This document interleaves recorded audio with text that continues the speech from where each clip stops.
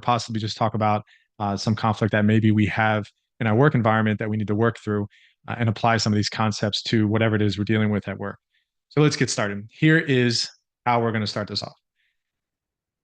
Managing conflict and being able to engage constructively in conflict or say disagreements is a skill that can be learned, and it's a process. And one of the things that I know for sure is this concept of avoidance with conflict is never a good idea. And one of the things it does, if you avoid conflict, it tends to be if it's a minor thing or if it's with a relationship that possibly doesn't really matter, it doesn't last in the long term, it might not be that big of a deal. But imagine this.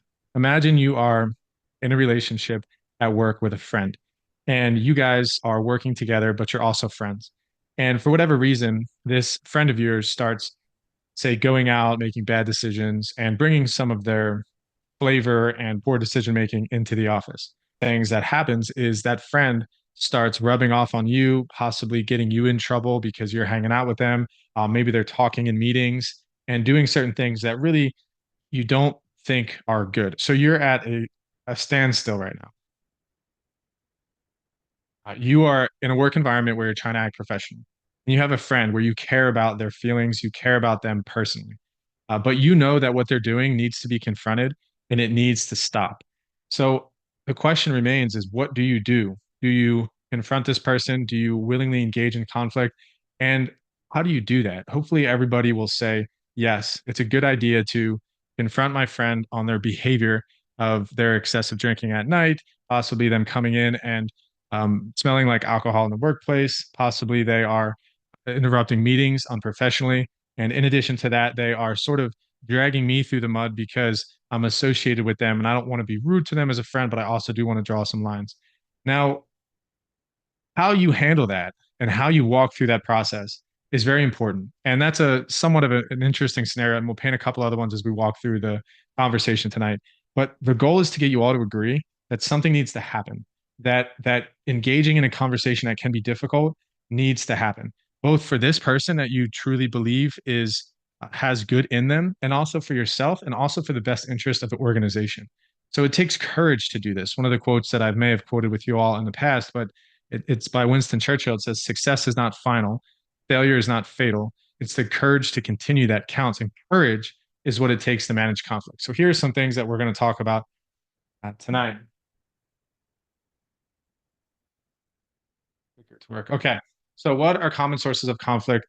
What common sources of conflict do you observe in the workplace, and how might these differ depending on the work environment? We'll talk through some of those. In what ways can supervisors effectively address bullying behaviors before it escalates? What strategies can individuals use to approach conflicts constructively, and how might these change? How might these change depending on the situation? How can leaders foster a collaborative culture that reduces conflict and promotes open communication? So, what is conflict?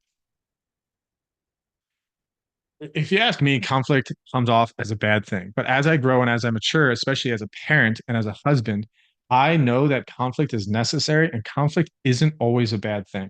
There's an analogy that Jordan Peterson uses often that I enjoy. It's about this dragon. And he tells a story about a little girl that brings home a dragon. And the dragon is a little baby dragon. And at this point, this baby dragon is really harmless. It's still a dragon. And the daughter, the little girl, brought the dragon into the house. So the father and the mother are like, oh, well, it's kind of cute and it's a dragon. We'll just avoid or we'll just allow this dragon to live in our house. And a couple months later, now the dragon isn't such a petite dragon anymore. The dragon's eating all the dog food. The dragon is scaring away some of the neighbors. And the dragon is sort of making a mess in the house and it's becoming disruptive. And unfortunately, at that time, instead of doing the right thing and say getting the dragon out of their house, they decided to continue allowing their daughter to make excuses to say, hey, don't worry, dad, mom, I'll take care of the dragon. I'm sorry, all this kind of stuff. And the dragon remained in the house. And one day when the parents were coming home from work, they saw their house walking down the street with the dragon, where the house was on the back of the dragon. The dragon has gotten so big that it completely tore their house out of the foundation and was walking down the street with the house. So the parents, obviously, at this point, their lives are really in a chaotic state. Their daughter is probably feeling a lot of grief because this house is now ruined, and the family is completely distressed. So the moral of the story is this. When the dragon is small is when it needs to be addressed. When the problem is little, it's a lot easier to confront than when the problem gets bigger.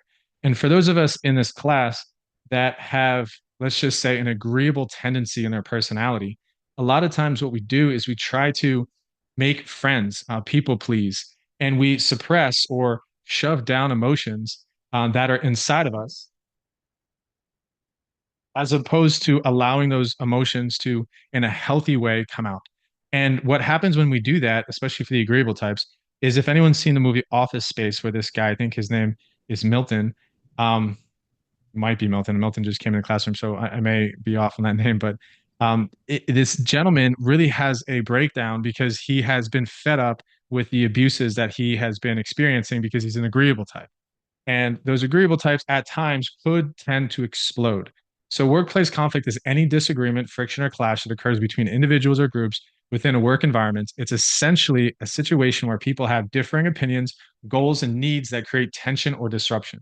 Now, there's a few key phrases in there that I want to hone in on, tension being one of them, and goals is another one. So, workplace conflict, if you're a manager or say you're trying to build this utopian environment where you're idealistic and you don't want people to fight, you don't want people to have conflict, or you just want people to get along, that's not actually a good thing because we need to know from motivation theory and as managers that we are not meant to uh, be in an environment where everybody has the same goals. Yes, organizationally, we want to have the same goals, but there's going to be different teams and different individuals on the teams that are going to have conflicting goals. It just are. And I'm sure maybe you've experienced some of that in your capstone class, or I'm sure you've experienced that in some of your roles at home or else otherwise. But the concept of conflict means that we have an interdependent relationship. What you do affects me, and what I do affects you. And the less of an interdependent relationship we have, it's not as necessary to engage in conflict as often. But if we have an interdependent relationship, let me try to give you an example. You in this class and myself as an educator, we have somewhat of an interdependent relationship. I want you to do well and listen and learn and go to your internship and get the best out of it and turn in your assignments. And then you want me to hold you accountable for the work that's assigned so you can learn and grow. But the extensiveness of that interdependent relationship is not really that high versus say that your supervisor in your work environment where you're trying to build a career. That's a much larger interdependent relationship. A significant other. These are interdependent relationships. If my wife just decides that she doesn't want to take care of our girls anymore, that's a problem for me. That's going to be difficult. And we have to talk that out as opposed to just avoiding it. So here are some root causes of conflict in the workplace. Indecision, lack of collaborative environment, communication gaps, frustrations, unclear objectives, clash of egos, lack of understanding, and lack of trust. So one of the things that is really important to understand is if Albert, Jennifer, and Justin were in a conversation, that they have different perceptions. They have different underladen structures of perceiving the world. They see things differently, hear things differently, interpret things differently. They have different personality types. And inherently, in that perception process, it plays a crucial role in how conflicts arise and escalate. Because if somebody sees something one way and then the other person sees something a totally different way, and that is differed, it tends to clash. I'll give you an example. My wife and I were having the silliest of arguments, and this might sound trivial, but it was kind of a big argument. We were talking about what we thought was the same term. It might sound kind of dorky, but I was talking about something called neuroticism, and she was talking about something called narcissism. Two different things. Neuroticism is a propensity to have their emotions are swayed easily. Like they're somewhat emotional. And narcissism is different. Narcissism is egocentric. It's having a strong belief in oneself. It's not admitting when one is wrong. It's being too assertive in situations. It's narcissistic versus neurotic. Two totally different things. And but we were arguing so adamantly, even though we were talking about different things, but we didn't have a common understanding of what the heck we were talking about. So if you've ever had these kinds of conversations, I mean, that was kind of a uh, silly example, but if you've been in a conversation with somebody and they're talking about one thing and you're talking about something totally different, all of a sudden you realize that you're talking about two different things. What do you do? Some people will just kind of pause and walk away from that conversation. Sometimes you'll say, "Hey, wait a minute. Are you talking about that? Oh my gosh, I'm talking about that." And then all of a sudden your perceptions come in line, they come in balance. So if you can think about yourself in those situations, a lot of times when you're having arguments, it's really just a perception issue.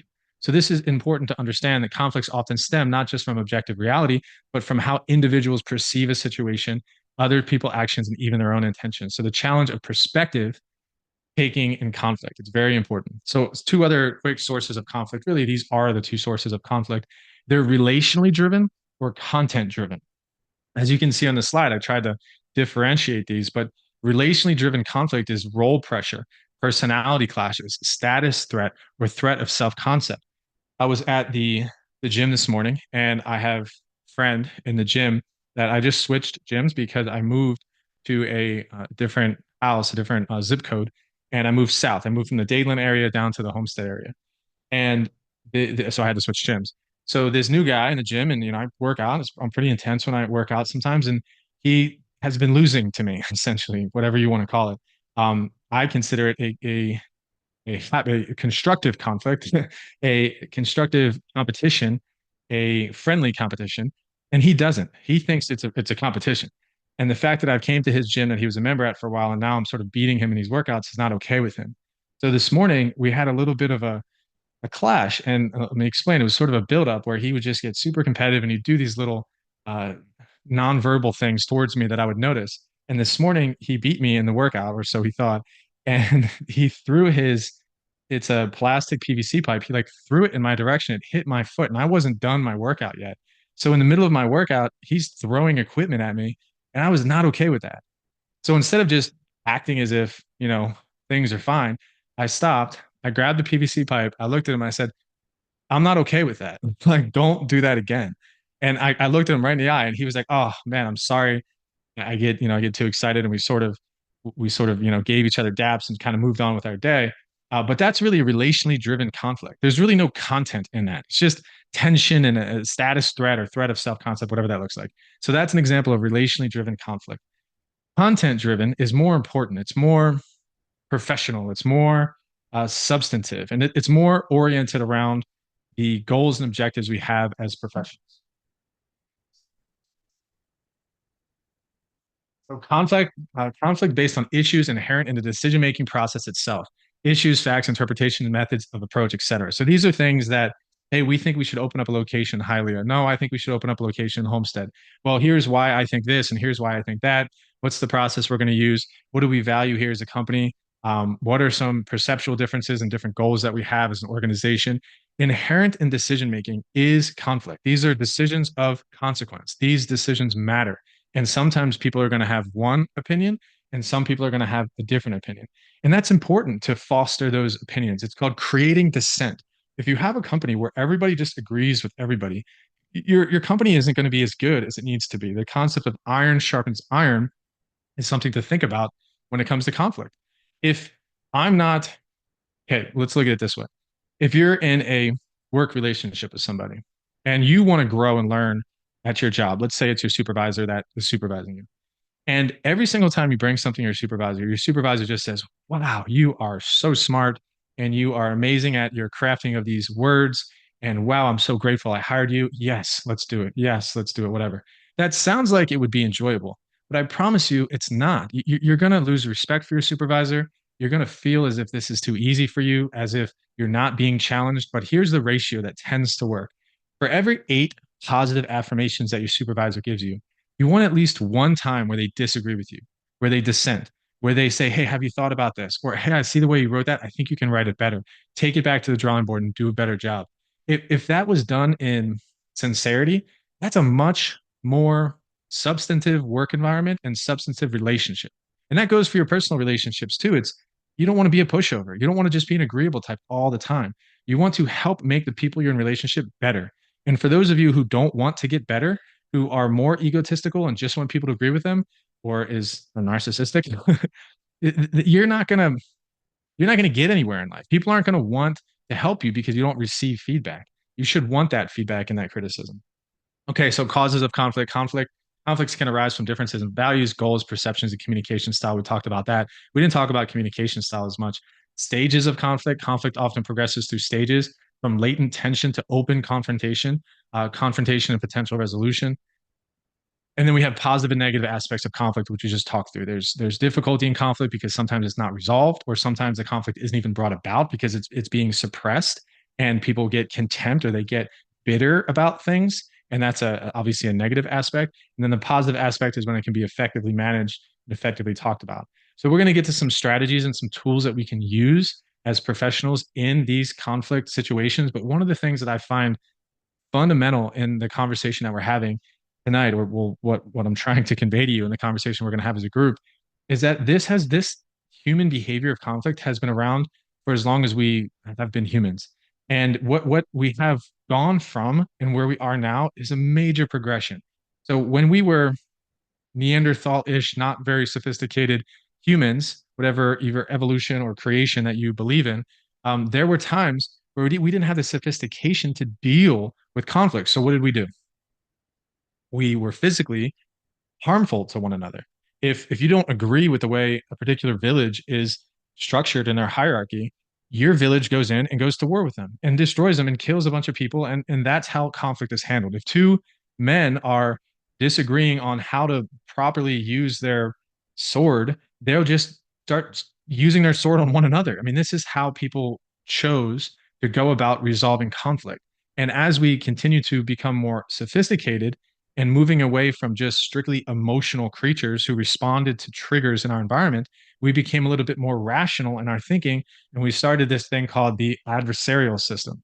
In the adversarial system, whoever's here in a law profession, this is really what was adjudication when it comes to being able to develop an argument, understand what that argument means, have evidence to back up that argument, and present the argument in a fair and comprehensible manner. That was a lot that I just said, but it's so important that we know that this is the way we are right now, and this is a good thing.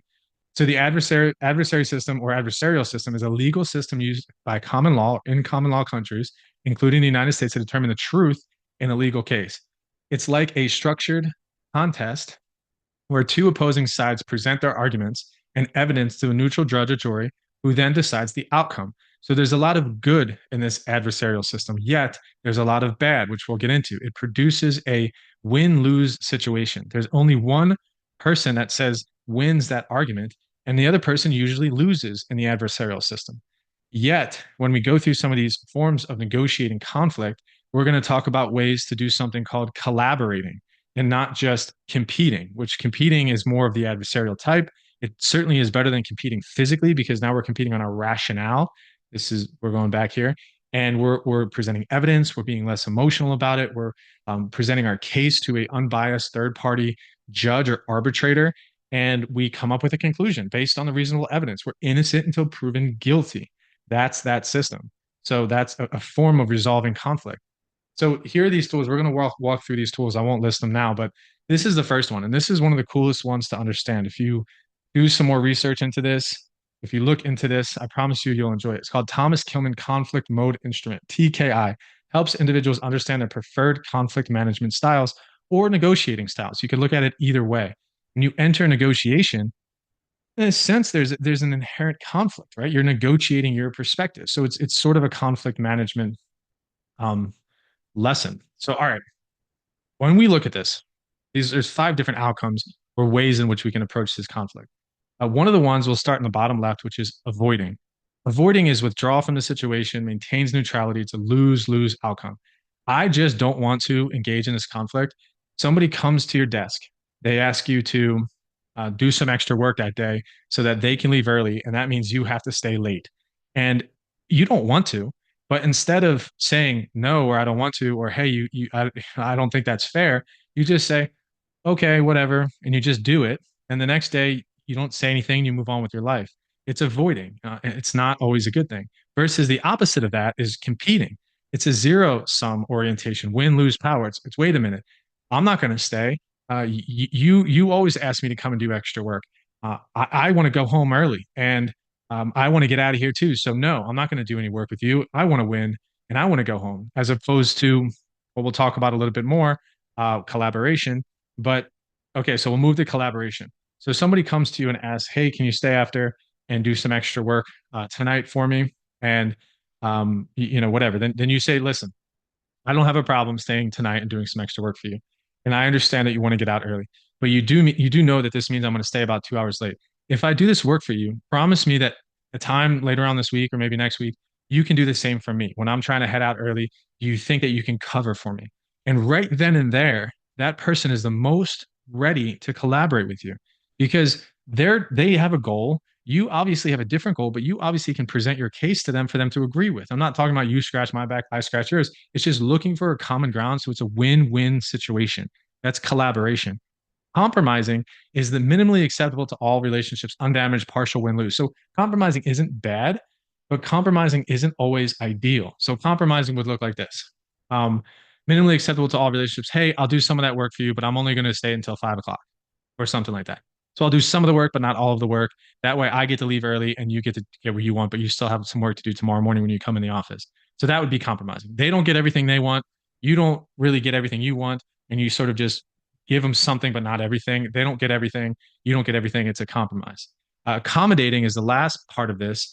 And this is just doing it. This is just maintaining you just do what they want you to do. You stay after, you do let them know, hey, listen, this is going to put me out a little bit, but I'm just going to go ahead and do it.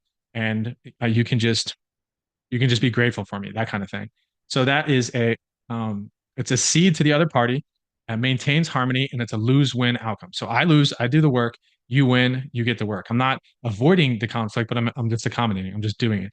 So as you can see, these are on different scales. There's an increasing assertiveness as you go up I think it's the y-axis, and as you go across the x-axis, it would be increasing cooperative. So one is more assertive, the other one's cooperative. The best way to be is to be assertive and cooperative, which is collaboration. Assertiveness is not always a bad thing. So this is, again, an interesting model, and I could talk about it more, but I want to give you a couple of different approaches to how to deal with some of these conflicts or some of these negotiations that you're in on a regular basis. So here's some benefits to the collaborative style.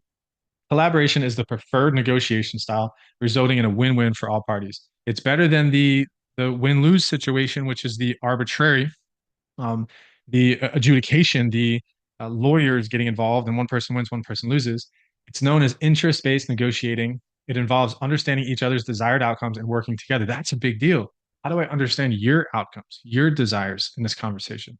Clear communication, focus on interest, and multiple options for multiple mutual gain are essential for successful negotiation. Mutual gain.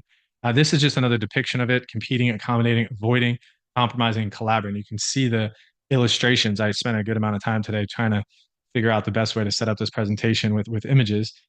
So you can see what these mean. Again, the best is collaborating. They're shaking hands. There's an idea. Maybe there's a third party idea where they can make both of their interests work if they just spend time trying to figure it out. This says assertive and cooperative, working together to find a solution that satisfies both parties. This style requires open communication, active listening, and a willingness to compromise. Some duplicated words in there. Okay, here's another tool to use in your conflict management. It's called the XYZ formula. It is a communication tool used in conflict resolution to express feelings constructively. So we're going to talk about emotions next in conflict. And if anybody's ever been in an adversarial situation, maybe the one I laid out this morning where I had at the gym, it's like, whoa, buddy, there's emotions going on. And it's important that we understand how to articulate these emotions in a cool, calm way. So it's the XYZ formula. It's a communication tool used in conflict resolution to express feelings constructively. It follows the structure. Okay. Somebody uses profanity around your children, and they're doing it all the time, and maybe that's not something you want. Okay. Hey, Jimmy, I want to let you know that when you curse like that in front of my kids, I feel disrespected as a parent because curse words are not something that I allow in my household. We'll try another one. Somebody is, let's just say that they're speaking to you in a tone that sounds as if they're trying to undermine your intelligence or something like that. And they pause after they speak in their tone, and you say, hey, when you speak like that, in that tone, I feel undermined because your tone indicates that you know something that I don't know. Maybe that might work. So it's a way of when you do X, whatever behavior it is, I feel blank, some sort of emotion, because of this particular reason.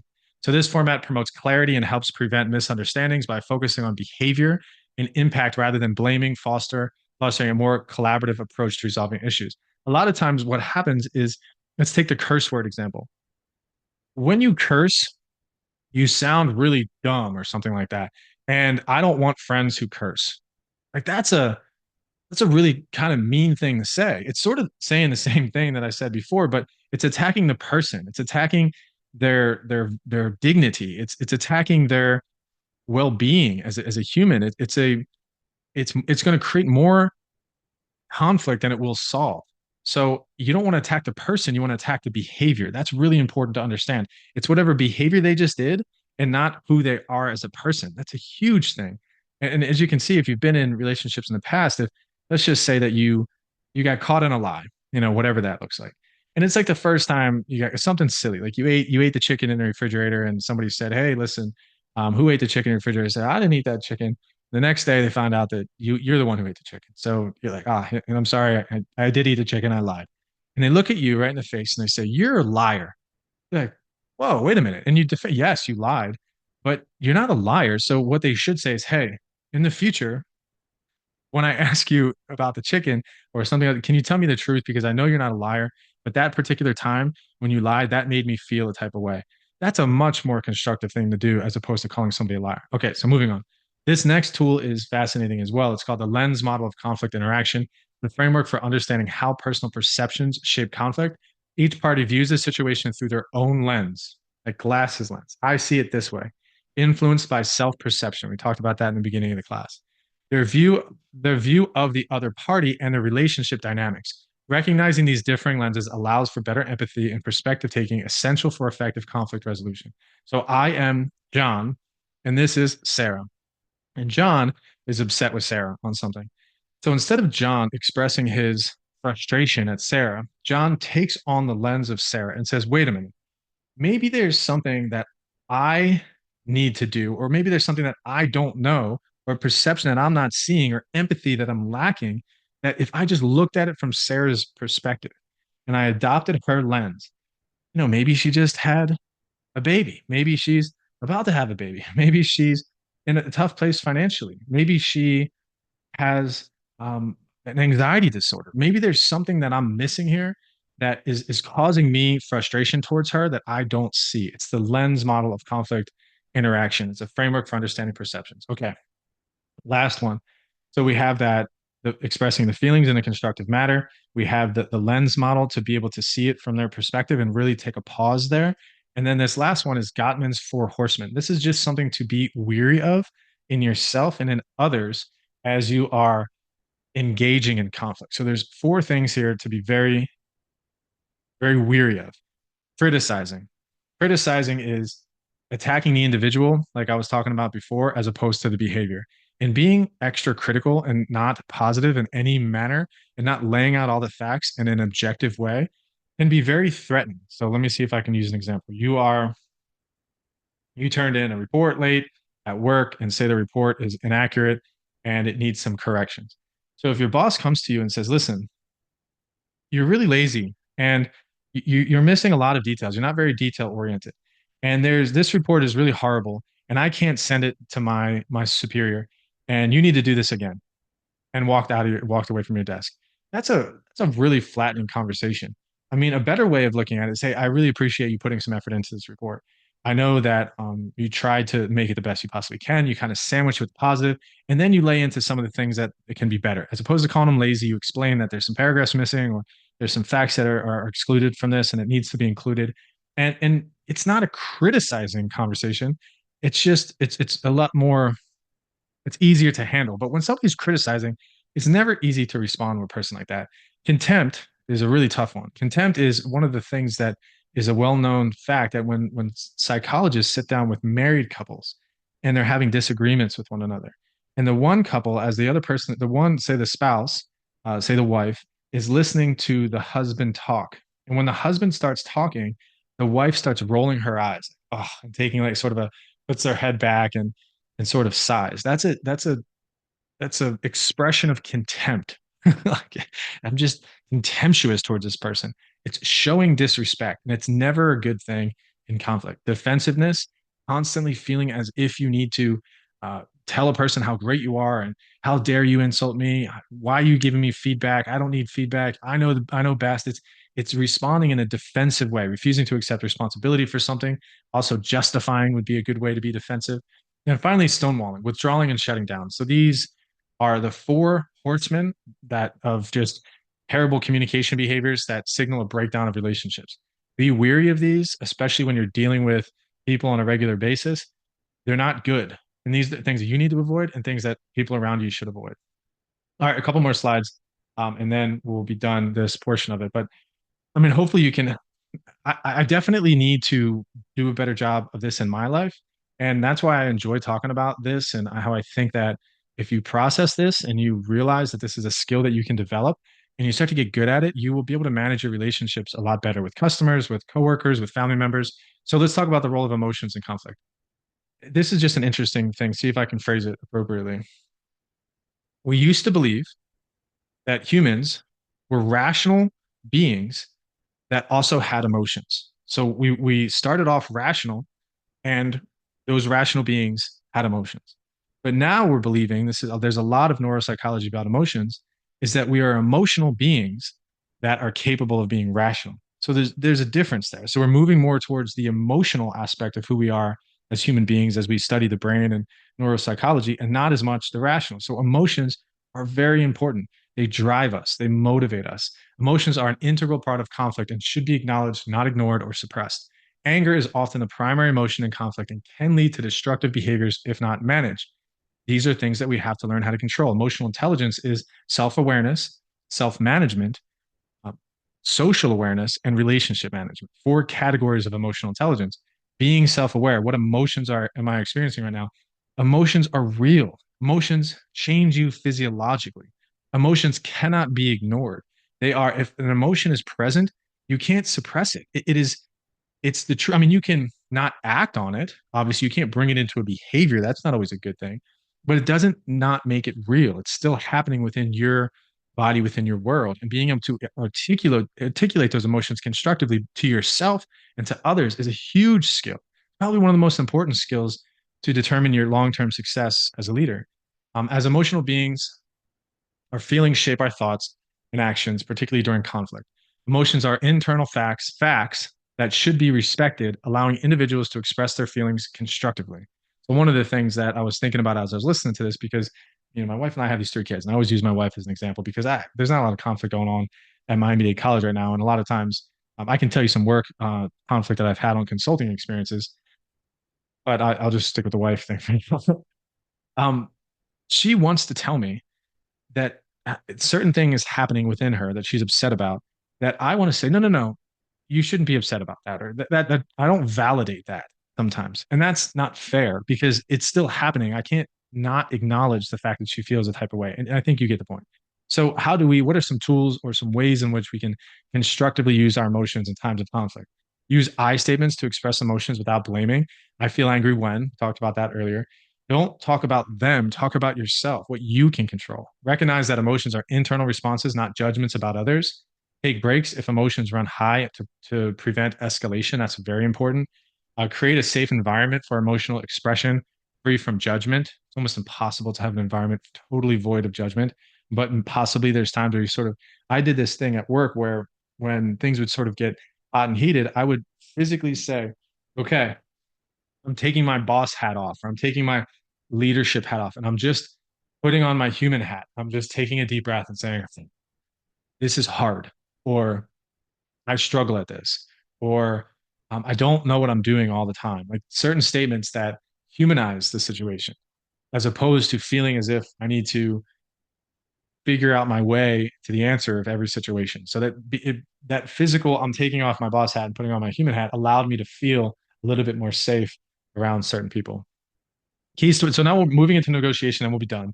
So when you negotiate with others, it's a fundamental skill. You have to do it. You have to engage in conflict. And when you engage in conflict, you begin a negotiation. You understand what's going on in their life. You take on their perspective. You try to move towards collaboration. You're not competing all the time. When you listen and understand and you have empathy and you feel that when you talk, they listen to you. And when you talk, you listen to them. You could build some common ground and you could find a common goal. that's when you can start negotiating. You can start moving towards that goal by collaborating with one another. So you focus on interests, not positions. Understand underlying interests and motivations rather than rigid positions. Then you generate options for mutual gain. Brainstorm creative solutions to meet all needs parties. That's when you start saying, "How about this? How about this? What do you think about this option?" And if they no, or they disagree with that option, just lay out another one. And then maybe come back. Well, can you reconsider this one? Use objective criteria. Decisions should rely on fairness, efficiency, or precedent rather than power dynamics. Whenever you bring up status or power with somebody in a negotiation, it usually triggers emotions. Go back to the emotions slide. It's not always a good thing to bring out your power or your status in a negotiation. You want to avoid those kind of things. You separate the people from the problem, maintain respectful communication, focusing on the issue without personal attacks. I usually like to, in a classroom, when I'm talking about conflict, I usually take whatever instrument I'm holding, like a pen or something, and I throw it on the floor and I say, stop looking at each other because you're dissenting against one another. And look at what we're talking about. Let's look at the pen on the floor and see we're talking about that. We're not talking about him or her, whatever that is.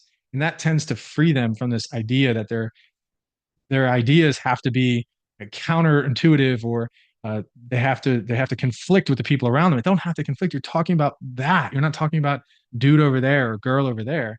So if that makes sense, you just separate yourself from the problem. Understand active listening and perspective taking. Understand the other party's perspective by listening actively and asking clarifying questions. So pitfalls to avoid in emotional management. One of the things that we don't want to do is we want to fake emotions. We don't want to hide emotions. We don't want to act out emotions, and we want effective emotion management. Effective emotion management perceives, pers- preserves relationships and leads to better outcomes. So be able to manage your emotions so you can manage the relationship. I'm skipping over some of the communication. Communication is fundamental. We talked about active listening, clarifying, paraphrasing. So I'll just use this one example. If you're really trying to understand somebody's maybe getting emotional and somebody is really adamant about something and you this is an important relationship and possibly this is a chance for you to in a professional way engage in conflict and come out the other side in a collaborative framework. If they explain something to you and say it takes 15 sentences for them to explain to you, if you take that 15, you're listening, actively listening, nodding your head, you sort of understand. Once they're done speaking, if you give them the gist of what they just said, I understand that you're upset because when I leave the garage door open at night, that you feel as if you are going to be robbed and that our stuff is going to be stolen. Am I right? Is that what you just said? And they're like, yes, thank you for understanding. And when you give them that gist, it means one, you listened. That's very important. And two, you understand. To have somebody listen and understand by paraphrasing is very important. One of the things to get people to talk too, by the way, which is a, sort of a tactic to use, is something called parroting. So let's say that they finish a sentence. You finish a sentence? Yes, you finish a sentence. And after you're done finishing the sentence, you keep talking. You keep talking? Yes, you keep talking because when you parrot somebody, it allows them to keep talking in a comprehensible manner. Comprehensible manner? Yes, comprehensible manner because you can keep engaging them in the conversation and you can keep understanding where they're coming from. Yeah, where they're coming from. Yeah, that's important to understand where they're coming from. So you get the idea. If you're in a conversation with somebody else, you just sort of repeat the last thing they say, and it's called parroting. For whatever reason, they think you're listening and they think you're engaged, and you keep them talking. It's a little bit of a tactic to show somebody that you're listening in negotiations. Okay, active listening, assertive expression, empathetic responses, pretty straightforward. Seven-step conflict resolution process as a manager. Define the conflict issue, identify and evaluate goals, decide whether to negotiate, arrange a meeting with them, conduct a meeting, make a contract, follow through with the contract. These are just easy things to lay out in a work environment as a manager if you're experiencing conflict with people on your team. Last slide, and then I'll be done speaking.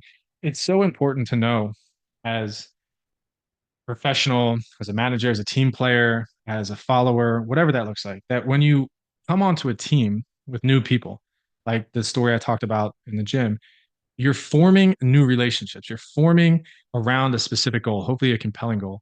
And then once you have that compelling goal, you go through a process of some level of storming, which is inherent in conflict. So conflict or storming has conflict involved in it. If a team doesn't go through the process of storming, of feeling each other out of possibly having a conflict here and there. Remember, 1 out of every 8 engagements, there should be a disagreement of sorts. If you don't have that, you never get to this understanding of norming. If you're not sort of pushing each other's boundaries a little bit, you're not going to operate really well as a team. A lot of times when I just know from a man perspective, when men get together and they start picking on one another, they sort of get a sense. One, it's a sign of endearing when men make fun of each other or whatever that looks like. It's a little bit different for women. Women share stories more, and they're more uh, relationally oriented around uh, people as opposed to things. And so men will pick at each other, sort of make fun of each other a little bit, and that's an endearing thing. So so in that process, when you're feeling each other out, which is a storming phase, you get to this norming phase. You see where the boundaries are in whatever relationship. Obviously, that doesn't just go for men. You're feeling out the boundaries of your team.